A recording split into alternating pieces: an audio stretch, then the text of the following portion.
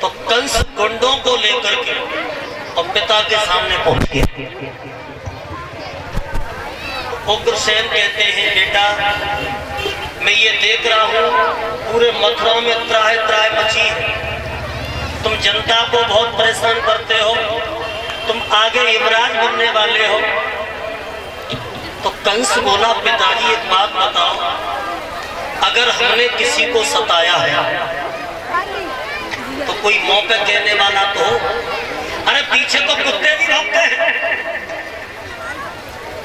तो अगर हमने कहा सताओ है तो तुम यहाँ के बुजुर्ग हो, तुम मेरे पिता हो, खड़े होकर के पूछो।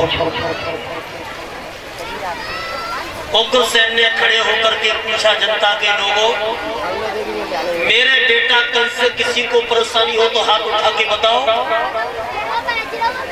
कोई नहीं बोला, क्योंकि कंस का इतना डर और भय था।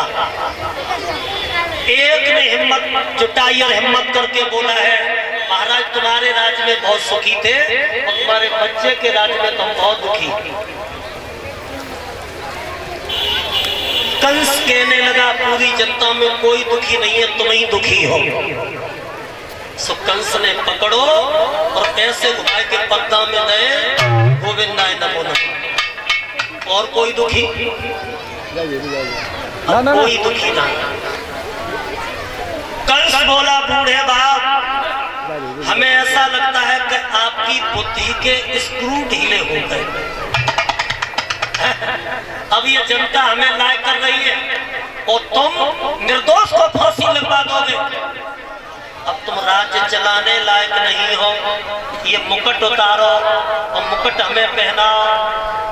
अब तुम्हें आराम की जरूरत है। तो कंस ने बूढ़े बाप का जो मुकुट था उतार करके पहन लिया और बूढ़े बाप से कहा कि मंत्री इस बुढ़े को ले जा, और बुढ़े को ले जा करके मथुरा की सेंट्रल जेल में डाल दो, क्योंकि इस बुढ़े को आराम की जरूरत है। जब बुढ़े को लेकर के वो मंत्री चला तो बोले, चलते समय हमारी एक बात सुनो,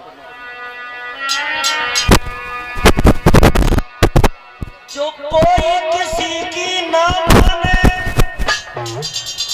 आलम में जाए से,